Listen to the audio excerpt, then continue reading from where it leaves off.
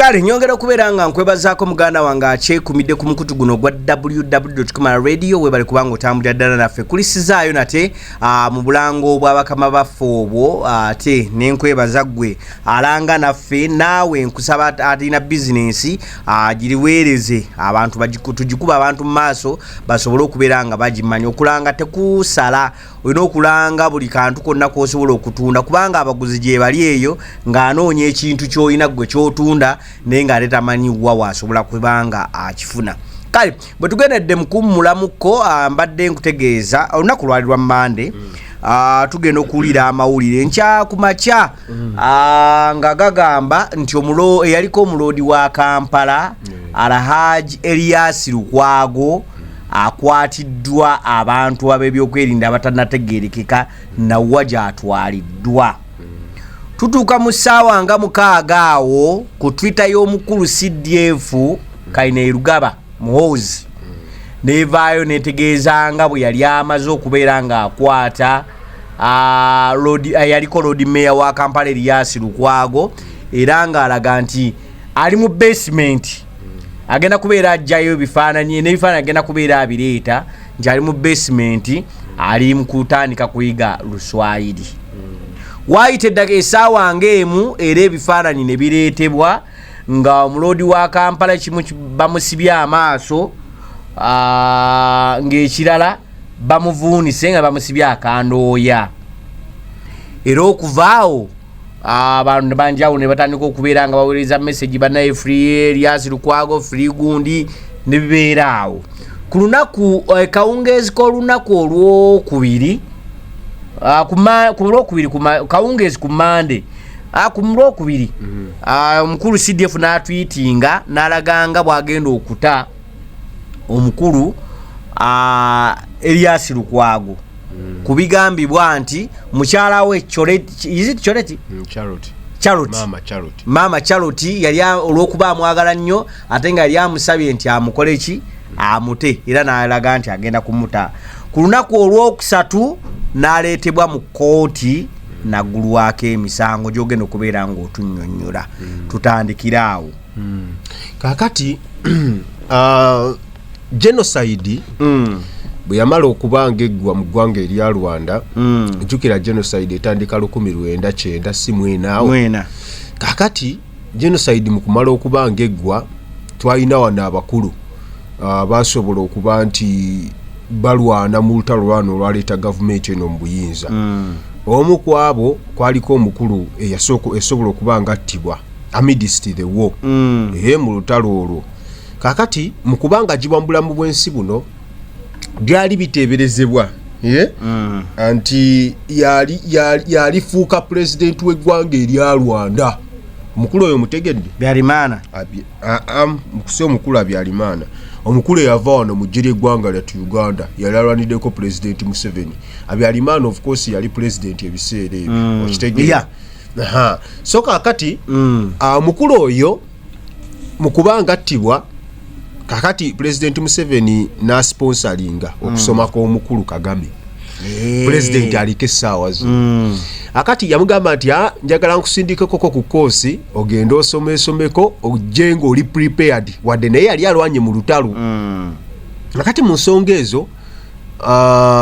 ne bamusindika ogenda okuba ng'asoma mu kudda mu ggwanga erya Rwanda. Eggwanga erya Rwanda eryo abatuusi n'abahutu baali bamaze okuba nti beekuba era genocide yali amaanyi nnyo yatta enkumi n'enkumi z'abantu abasobola okuba nti bafwa. Mu nsonga ezo omukulu atandikanga akulira Minister wa Defense omukulu Kagame mutandikanga Minister wa Defense naye nga ensonga eri ku ye nga ye yalagira ebisinga obungi wadde nga Minister of Defense ggwanga erya Rwanda. Kakati Kagame President essaawa zino aliko obukulembeze bwe tumanyi obuuze omuntu nti obukulembeze bwa Kagame bufaanana butya. Obukulembeze bwa Kagame ekisooka butiibwa. Ye kyasooka okukola mu Rwanda omwo kubanga atiibwa oba abantu abateekamu ekyo okitegeera kati tuveeyo Rwanda saa kulwayo nnyo kubanga ezo mboko ziba za kulubuto tuveeyo Rwanda kuba dozitandise ezo mboko za kulubuto akati Rwanda nga tuvuddeyo essaawa zino Uganda President Museveni ye agireeta mu nsonga zo kugamba nti amagye gayina kuba nti gakwatagana n'omuntu wa bulijjo era amagye baga traininganga nnyo nti kakati mmwe mu bantu mulina okubanga mweyisa bulungi nnyo mulina okubanga mubeerawo muti era enkolagana eyo ezze ebeerangawo wadde tubadde tufunangamu bu setbacks obwo abadde bajjanga omu abakulu abamu nga bakambwe abamu ne bakola batya naye ng'olaba nti ejje omuntu wa bulijjo okuva ku magye ga Idi Amin Dada yaliko pulezidenti gaali gatiibwa nnyo nga tosobola gasemberera oti nga toyinza kusemberera munnamagye nga yambaddeko mbati naye ennaku zino abantu badde ennaku zino amagye nga just twafuuka amagye n'abantu tuli ba mikwano osobola okusembera n'afande omugamba afande oli oti afande gigenda gitya afande ye ne mwogerezeganya n'afande ng'akuddamu bulungi nnyo nga walina okuba ng'akuddamu kati obadde kidescribinga amagye g'omukulu pulezidenti Kaguta Museveni aliko essaawa zino jjajja waffe akati mu nsonga ezo omukulu kyali mu kuzimba essaawa zino amagye ago kubanga yakugambako ko nga kwazi reference nagamba za abantu besinga okwagalira bensaamu ekitiibwa mu nsi eno yonna gemagye ye taata abantu ye taata bw'ova ku taata n'ogenda ku kojja wange anko Kagame ye wookubiri then n'ogenda ne ku ankani Sale okitegeera naye nga kugamba nze anko Kagame ekitegeeza kati ye obukulembeze bwe akulaga nti ye desire gy'ayina n'okwagala kw'ayina ye omanyi mu nsi muno buli omu abako ne idol we buli omu abako n'omuntu gw'alabirako gwagamba nti nze omuntu omwegomba enkola ze n'ebisigadde kati ayinza okuba nga omukulu CDF generaali ayinza okuba nga ye yegomba nnyo obukulembeze bw'omukulu ani ow'e Rwanda okitegeera kati wane essaawa zino bwe tutuuse abannayuganda kubanga abasinga obungi ffenna tuzaaliddwa ku mulembe gwa Museveni abamu abasinga obungi atanakubanga balabino kale n'abatazala omulembe gwa Museveni era bagenda okubanga bafuna okutegeera oba n'okumanya n'okuba nti bategeera ebigenda mu maaso mu nsi era babitegeeredde mulembe gwa President Museveni kakati wabaawo ensonga zonna ezokugamba nti kati amagye essaawa zino gagakulibwa omukulu nti gayinza okuba galina engeri gigatiisatiisa abantu bakirabange kyantiisa nnyo nti tebakirabangako mu bulamu bwabwe kale saasiro balabanga kyantiisa ennyo kakati omukulu kubanga ennaku zino ne gavumenti yavaayo okubanga etugamba nti emikutu nga zi WhatsApp emikutu ng'egyo gi X giri official nti osobola okuyisaako obubaka bwo era obubaka obwo nobubeera butya official osobola okuyisaako obubaka nga bwa gavumenti bwa institute ey'enjawulo n'ebikozi bitya ate ne butwalibwa ng'obukakafu ng'obukulu akati mu nsonga ezo tulaba ne President Donald Trump America agifugira ku True Social ku mukutu gwe kwagifugira era ebintu byonna ebyagenda okukola akisa ku True Social okitegeera kati nono omukulu ekintu kyonna tuli kyakola kyonna yajja mu mbeera nti kakati President Museveni alinganga afeezinga out mukubanga afeezinga out kati ye n'adoptinga ekya social media ekyabavubuka ab'omulembe guno kati era naye kwabavugira abajenzi kwabavugira kuba kati yategera abajenzi kyekibavuga essaawa zino nti social media yebavuga kati naye nakulyetinga omukutu gwe ogwa tweet ogwa X era ku X okwo kwafulumiza official statements ze kozi wangambye namba mmeka mu ku followingibwa namba 2 mu Uganda President Museveni yasooka ne milioni 3 n'obutundutundu obugwamu omukulu Robert Kyagulanyi Ssentamu principal wa NUP president wa NUP ye wookubiri ne milioni 2 ez'abantu n'obutundutundu obugwamu akati muhoozi Kainerugaba general CDF nawera namba 7 gwe tuyita Tata Chalo akati ye ali mu namba 3 ne milioni 1 n'obutundutundu obugwamu kwawo akati awe batu batambula bebasinga okuba nti bafollowingibwa abasajja abo mu ggwanga nti Uganda bebasinga oba oyina omulala asinga muleete abo bebasinga sofa ku survey akakolebwa ayinza okubanga ngule noebangule era kati ffe tulaba nti wali kubanga Edikenzo ya omukulu Edikenzo yawezaako ko ne miliyoni ng'emu y'aba followers ku YouTube era avaayo okubanga ajaguza ku YouTube okitegeera naye kati wantugamba all round na YouTube kati wana Uganda abantu abafunye million views abafunye 1 million views ne subscribers bangi sawa so akati mu nsonga ezo omukulu ono kyakula ze kinasobodde okubanga mu mbeera eno yonna ngenda okubanga ndaba katwasobodde saawa zino we tulaze twasobodde okubanga tulaba omulimu ogw'abakulu bye yasobola okubanga appointinga omukulu K&K yani y'omukulu Edwin Kalugire muko kozi yawasa mwanyina mama nuts yawasa mama nuts Natasha kakati omukulu Kiyowa Kiwanuka abakulu ababiri abo jukira bamudaba namateeka basoma ebitabo bya bali smart nnyo era wala Kiyowa Kiwanuka ng'atambula mwati ng'agoma mwati nga genzi era siye mukulu nnyo ekiri awo niho mulabanga inaine soga ly'ebitabo linaliso yasobola okubanga alifuna era yasobola okubanga asoma ekitabo kye era watuse sawa zino kitabo ekyo yakikwata kakati amateeka ndoza nze kunze I think batudde wansi ne bagamba omukulu nti kyokoze badde musobi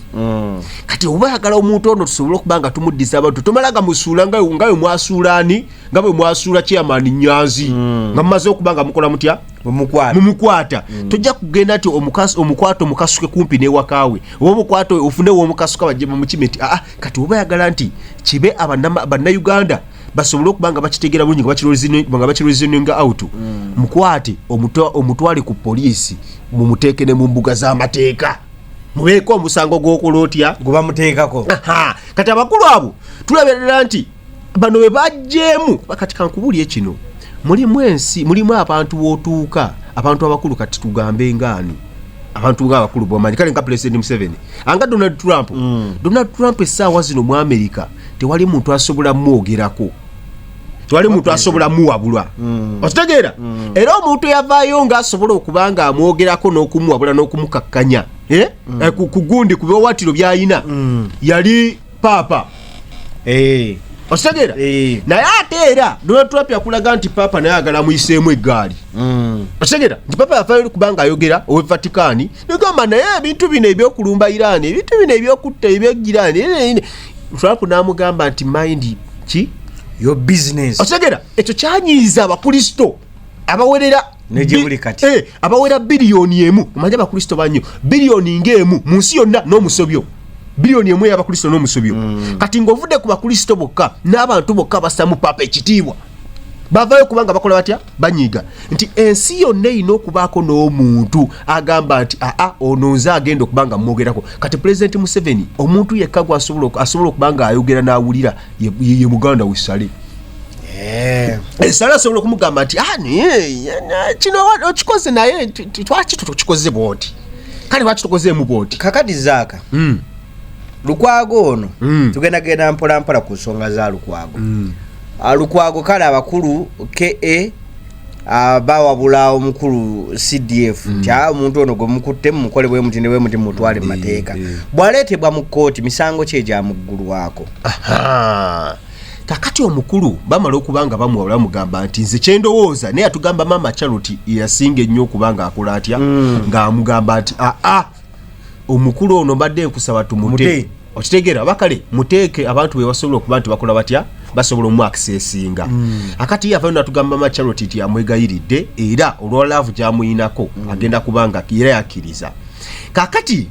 abakulu bano botababuusiza maaso nti bamaze okumuleeta mu kooti batugamba nti bagenda naye kumupiininga kati ku musango gw'abaani Dr. Kizza Besigye ogw'okuba nti yategeera ku lukwe lw'okwagala okulivula gavumenti n'okulya mu gavumenti olukwe n'asirikira ebyama ebyo gwe musango gwe basobodde okuba nti bamuggulako yategeera nti bagala kumaamulako ko gavumenti wabula n'asirikira ebyama ebyo by'okumaamulako gavumenti nti yategeerakoko nti era mu kubanga ategeera ye musajja eyali nnyo ku lusegere Dr. Kizza Besigye okitegeera nti Dr. Kizza Besigye buli kimu kyonna kye yali ajjanga okubanga ayogerako kuba n'okola batya ng'omukulu Erias Lukwago yali mukono gwa ddyo gw'omukulu ng'ovudde ku Haji Obedi Lutale ono gwali mukono gwa ddyo era n'okutuuka essaawa zino nga yakulira ekibiina ekya PFF ekyaggulibwawo nga kibbulwa mu FDC ey'Ekatonga ey'Ennajanankumbi bo ne bagamba katukole eyewa ey'Ekatonga otegeera kati emisango egyo gye basobodde okuba nga bamusomera ngamba nti weeko baana emisango gino singa gikka mu V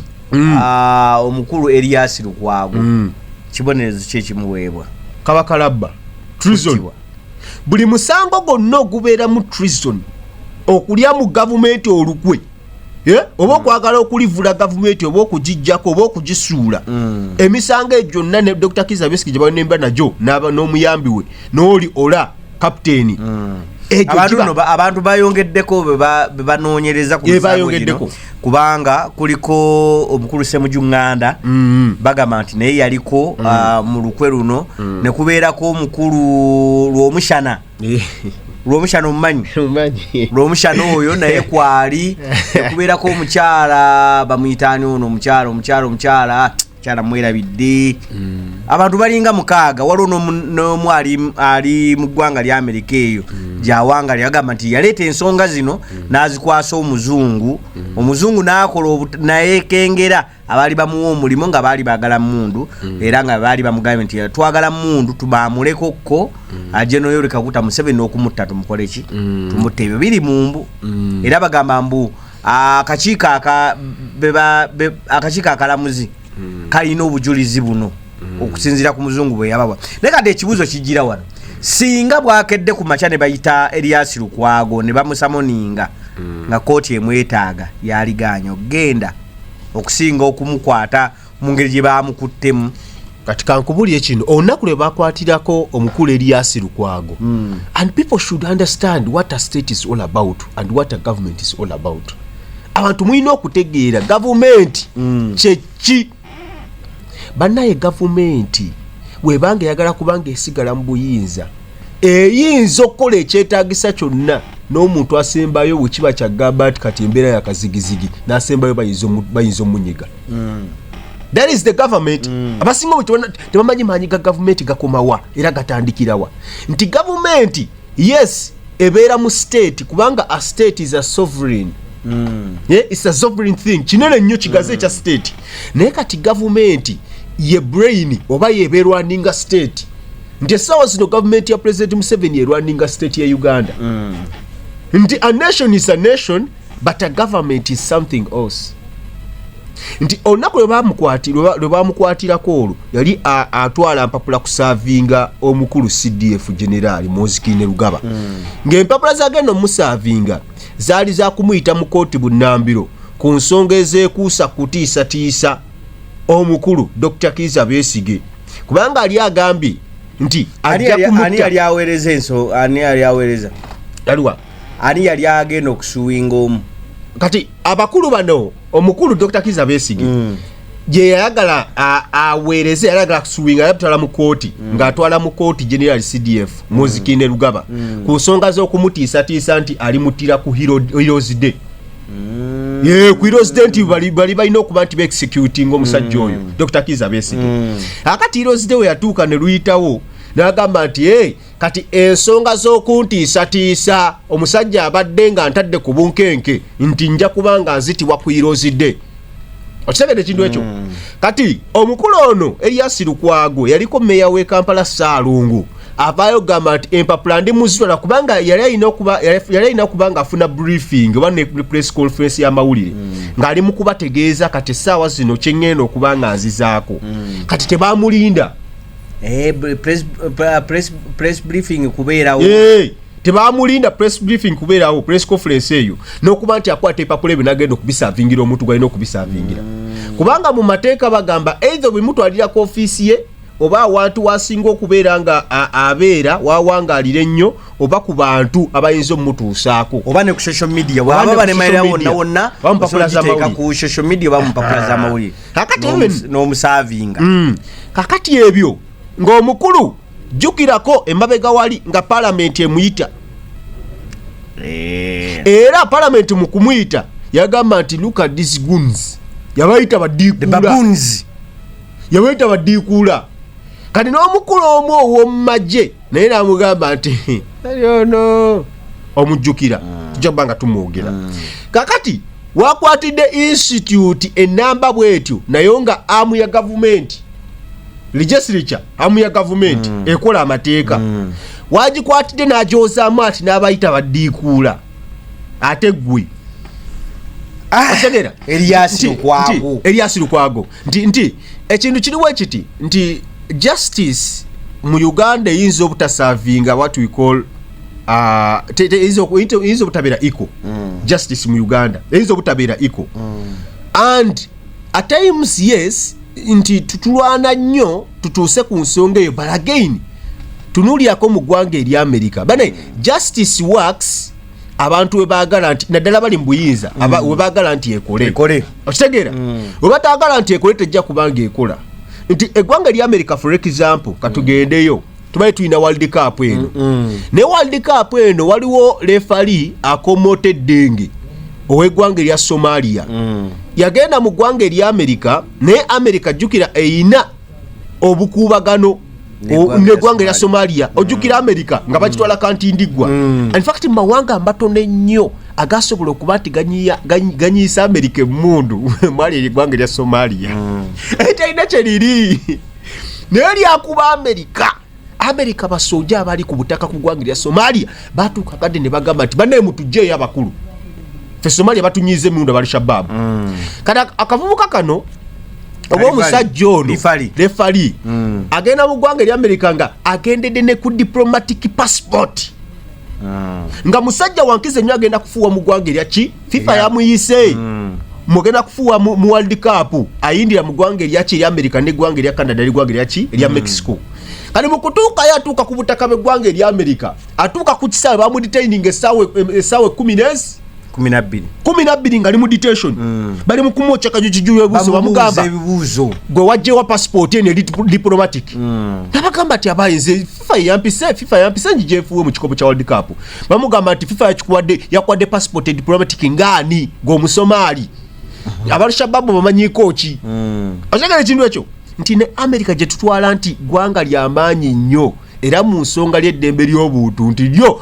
lirina step kweriri naye basobola okubanga bakwata omulefalifa wa Somalia ne bamukunyiza essaawa 12 era mu ssaawa 12 ezo bamugamba dda neewammwe tirafuuye World Cup mu kumuzza ewaabwe abantu b'e Somalia ku kisaawe ky'ennyonyi ky'e Somalia eky'Omogadishu bamwanirizanga muzira kati ekikopo kino ekya CAF Confederation wekityo ekyo ekya UEFA ndoza UEFA League jukira UEFA League eyo omuntu abawangudde Champions League n'abawangudde Europa n'abawangudde ku bya continent zonna zi Asia zi Africa zani benyigira mu kikopo ekyo ne bazanya bamugabe eti agenda kubeera lifali ajofuwe ekikopo ekyo ekya UEFA Cup kakati mu nsonga ezo kikulaga level ya chetuta democracy ti democracy mu ggwanga omuntu aba talina interest mu kintu democracy ayinza okuba asobola okukola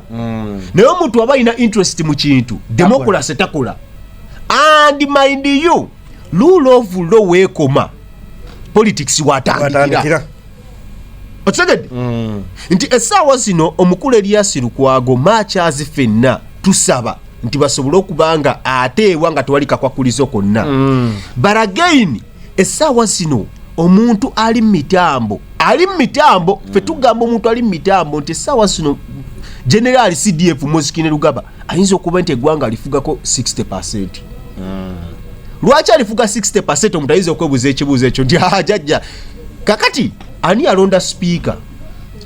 CDF ani alonda omumyuka CDF ani yajjako yaliko gwe balangirira CDF kakati ani abafuga eggwanga essaawa zino ebintu byonna ebiriwo abantu abasinga obukikati essaawa zino balajana era bagamba nti basiima ogenze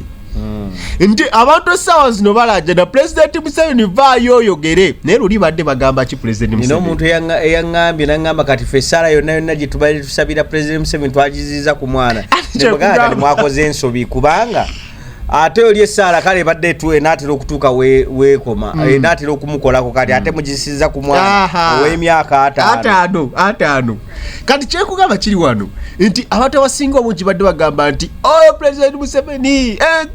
afuga bubi nnyo biki naye essaawa zino banneeka nkubuulire kino nti essaawa zino bajulira ate President Museveni ne bagamba ati naye omwana ono singa atukwatamuko kijja kuba kiralamu. Essaawa zino batandise okulajjanira kati President Museveni akyaliwo naye nga luli gwadde bagamba nti yatutama agende naye kati essaawa zino ab'opposition bagamba nti President ayogerekoko anti bagamba ayogerekoko ku mutabani we asuse. Kati kankubulye kino okumanya nti ebintu bino bizibu nnyo we tulaga era bajenerali abasinga obunene ani abadde amanyi. Omukulu yavuddeyo kubanga atugamba nti police, imagine police omukulu generali gwe batutte mu waters ne environment ministry eyo yavuddeyo natugamba kubanga badde ali mu internal affairs jukira n'agamba nti police ebadde ejemera amate ebiragiro byange. Can you imagine? Tegeeza abadde tayiri mu charge. Thank you so much. Kyogedde bulungi nnyo nti omukulu gwe tutyoka generali Kayindo Tafiiri siye musajja ayisibwamu amaso mu government ya Museveni. Era abasinga abatobamu abasinga obungi badde babigereesanga nti oyo yeetuka n'otukira mu office y'omukulu n'amugamba nti nze nteeka okubeera ku cabinet. Era omukulu bwe wadde agiramu ati namugamba nti okoye okufuga. Abaana nga bakuba olwali nti omukulu wadde nga agala either okumusuula ku cabinet kubanga bangi basudde kati ng'omukulu amugamba endagaano gye twakola okoyo okufuga mpambe. Ategera kati kiriwo ekiti nti olaba ne anko yavuddeyo kuba anko yavuddeyo kubanga atugamba nti ffe abantu abakulu kati abakuzeekuzeemu ffe kuva ddanga tulwana nti wabeewo enkolagana wakati w'amagye n'abantu ba bulijjo. Anko nga yakugamba anko second niki in command yakugamba kubanga yokiva ku taata anko gutulabanga second in command omwana tumulabanga third mu ebyo bya bigambo naye mu aira kisibwe kiri mu high command mu bigambo ya tutelewo kale mu high command ali mu high command kitegeeza nti president ye nambemu tuddakaawo is it price watugenda mu system ya government system akati kankubulye kino eno gyoyogerako system ya government wano mu biwandiiko yes owokubiri ye vice president Jessica Alupo ye wokubiri era owokusatu ye mukulu oboth owokuna ye mama Robina Nabanja owokutaano Thomas Tayibwa najja akati chain nga bweraga bwegenda bwetyo naye we yamumpapula enti high command najjukira bwogenda ku vice president alipotinga direct eggulu bwogenda ku oboth alipotinga direct eggulu bwogenda ku mama saba minister alipotinga direct eggulu kitegeeza abo nabo nabalinako command kyenkugambye tabalinako ki command ne wano mu structure arrangement eno ne gundi eno ne hierarchy mu government system oyinza okulaba nti bali abantu bakulu nnyo okitegedde naye mu bukulu bwabwe olukiiko olwa high command oluteeseza eggwanga bwe lutuula ekiro va ku cabinet etuula buli mmanda okuteeseza eggwanga sente zinaatemwatemwa zitya baneetukula luguudo ki eyo cabinet eya president etuula buli lwamande batuula ne bateesa Uganda tukitambuza tutya ye mutuwe weekly report eggwanga lyatambula litya wanne kyekibulamu kakati va ku eryo nkugambye high command etuula ekiro nga bano beebase n'okwebaka nga bano beebase bali asinje ne batuula ne bagamba nti kakati tuteese ku nsonga eno okitegedde kakati mu nsonga ezo zonna nga bw'oziraba nti abasajja batuula ekiro ne bateesa nti ku round table okwo kubeerako mosso we tugamba nti Mukine Rugaba General CDF atudde wano taata Yoweri Kaguta Museveni atudde wano ne bama n'atulako ku wali deni n'oweggulu n'atulako ko wano ositegeera abantu ono basobola okubanga bateeseza muso kati abantu basobodde okubanga bayita ne ku mboozi za maama nuts ente oluusi naye kale abaamu okitegeera kakati mu nsonga ezo byonna nga ebitambula essaawa zino nti biralamu omukulu ye ne anko yavuddeyo okubanga agamba nti kati fe abakuzeekuzeemu mu myaka ekintu kyalibadde kikolamu kiti yatuusewo kadde n'atugamba nti amagye gakolamuko ku nsobi amagye gakolamuko ku nsobi tegeeza nabo kati omwana yabalemerera sindabyogera bwekitegeeza sindabyogera omukulu yatugambye nti amagye gakolamuko ku nsobi naye nse kankule olujjukira we nakugambako ko wano nti buli kisanja waba kibaako nnyini kyo kiri ekyaggwa kyali kyani gwokiŋŋamba kyali kyani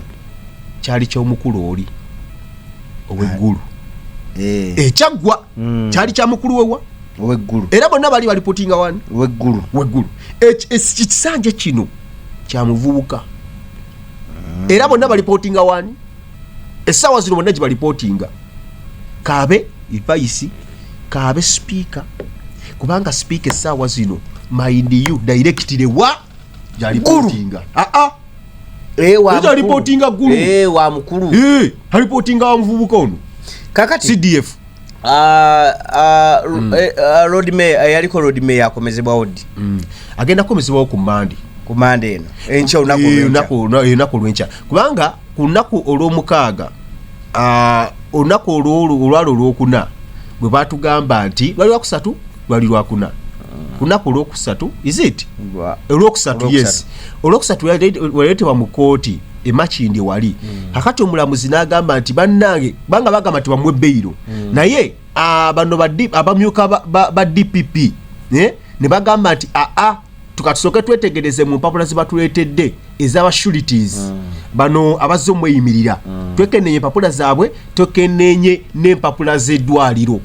kubanga atugamba nti Elias Lukwago nti mulwadde muyi era ayina ebintu byatalya dayate ye bavane batugamba nti ayina emmere gy'atalya n'emmere gy'alya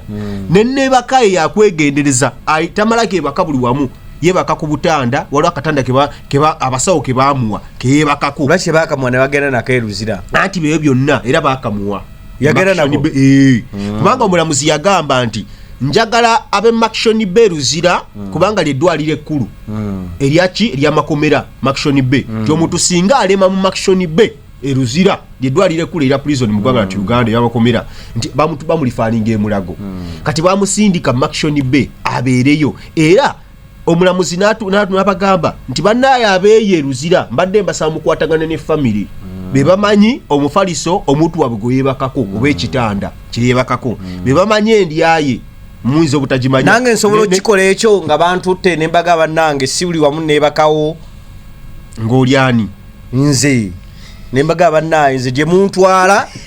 seebaka ku seminti ewani ekyokubiri akawunga akaleke ebikutasika basooka ne bakuwewenyula nodda mu layini kubanga omukulu yatugamba nti basebo ekitiibwa omulamuzi gyontwala nina ebintu bino wammanga sirya kawunga munkoze mutya kati one nga tuva ku nsonga y'omukulu Elias Lukwago ebintu biri bina ebiriki ekisooka ekiriki omukulu Elias Lukwago yaliko road mayor Saalongo ke batandise omwegezaamu nti komawo ku Mande komawo ku Lwokubiri komawo ddi agenda kubeera nga Dr. Kiza Besigye kyekisooka batandika ebyo omuzannyo ogwo ogwakomawo kubanga ne ku Mande ajja kujja bagambe nti tukyayagalayo akaddako okwekenneenya empapula z'eddwaliro kubanga essaawa zino alipoota ezifuluma kati e Makshoni Bay teziraga nnyombu muyi nnyo. You get that thing? Kati naye agenda kwata ayinza okukwata ekkubo tuli wano ayinza okukwata ekkubo Dr. Kiza Besigye nti komaodi paka wanamalayo n'emyaka gyeri essaawa zino. Ekyokubiri bali mu kuba nti basilowingisa pesi y'omusango ogwa Dr. Kiza Besigye kubanga ono yabadde looya we webale nnyo gubadde gutuka ku speed yayiriyiri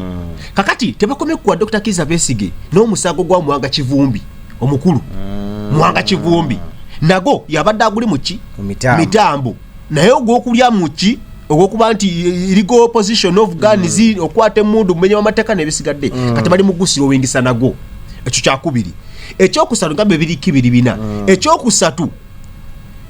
tugenda kati essaawa zino tuli mu kulaba kye bagamba nti okutya kwe bali mu kusiga mu bantu naddala mu opposition abalidde abaludde oluvuganya nti yessaawa ey'okuba nti muteeka ku kufulu muteeke kufulu temulina nnyo kwogera bingi biyitira. Nina ekintu kye nalaba Jeno Bijirwa omumanyi mutegeera Jeno Bijirwa yawabirako President Yoweri Kaguta Museveni ng'agamba nti emyaka gy'alina si gy'alina era ng'agamba mbu kooti eragire bagende bamuggyemu erinnyo bakole DNA ku linnyo lye tumanye emyaka gy'emituufu. Gye baasindika omusango guno ne kooti omusango negusingisa Bijirwa ne bamulagira asasulire Jeno Museveni emiliyo akawumbi. Bijirwa nga kasere takakola ki takalina kakati olowooza Yoweri Kaguta Jeno Muhoozi Kainerugaba tayagadde kutangira ebye Jeno Kalyango wencha okubeera nga tamwataakinga bino byabirabira mangu n'agamba no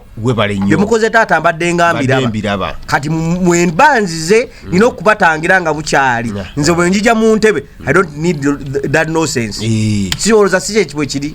kati intimidation eyo gyali mu kubanga asigawo obanga atondawo egenda kuleetera abakulu abamu okuba nti basirika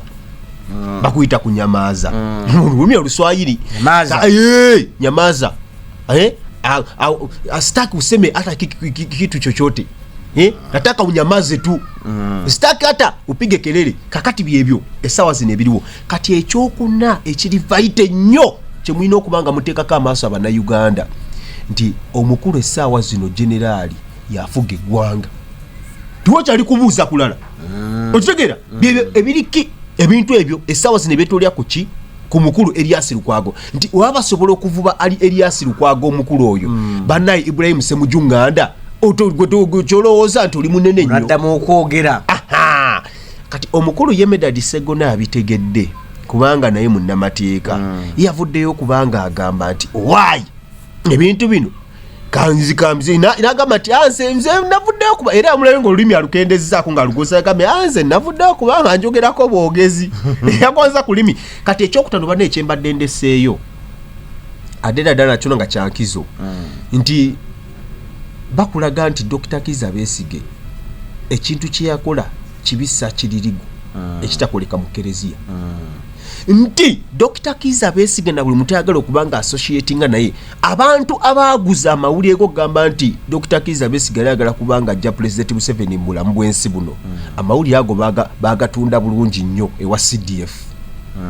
era CDF obusungu bwalina ku Dr. Kizza Besigye bungi nnyo na buli muntu yenna mosso agenda okubanga ajja okwetaba mu nsonga zino eza Dr. Kizza Besigye ajje nga anywedde Martha Kaluwe essaawa zino yali akatali mu mitambo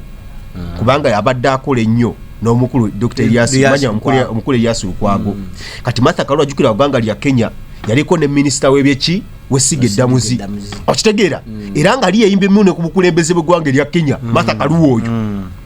omukyala kati essaawa zino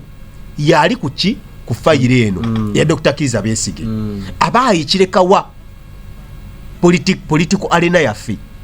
ese oba kyetuyita nti ekibangiriza ebyobufuzi oba firudi y'ebyobufuzi kigirekawa essaawa zino ekiyinza okubanga kigireka nti Uganda weeraga tewagenda kubaayo omusajja agamba nti nze opposition wenatukira 2-3 nga teriiwo ali mugezaako kubanga kati asayira ensinga buli kinsi muntu yenna eyandibadde avaayo kubanga oyogera ekisooka kyebasobola okubanga bakola abakulu abasinga omungi bano abali bakansangwawo nga mu palamenti boogera nnyo musso nga bagiteeka ku bunkenke okubanga tebaddayo omuli Ssemujjunganda omukulu oli yasirika omutegedde oweruweero mbadde manyi ow'omuti mukulu weruweero yasirika lwaki yasirika kyovula ate bamuliiko nannyo bamwesonyiwa omutegedde omukulu oyo yasirika omukulu yali ayogera nnyo nenasirika nera yayogereranga mu nkuubo yayogereranga mu nkuubo kati kankubulye kino ekisembayo kino nkimalirize tekulimba okuza ku lubuto wano kale ane kanchireke okirese otidde emboko zo ku lubuto kale abantu abalina okulabira balabire ku bantu babiri balabire ku bantu babiri mulabire ku omugenzi yatufaako eyali omukulu Mamadi Nsereko n'omukulu Alan Sewanyana. Kale tetugenda kuba nga tusukawo kati kusawe tugenda kubeera tukomawo ate ne agafa bweru w'eggwanga Iran ne America bamaze okussa endagaano omukono ku ndagaano katukomewo.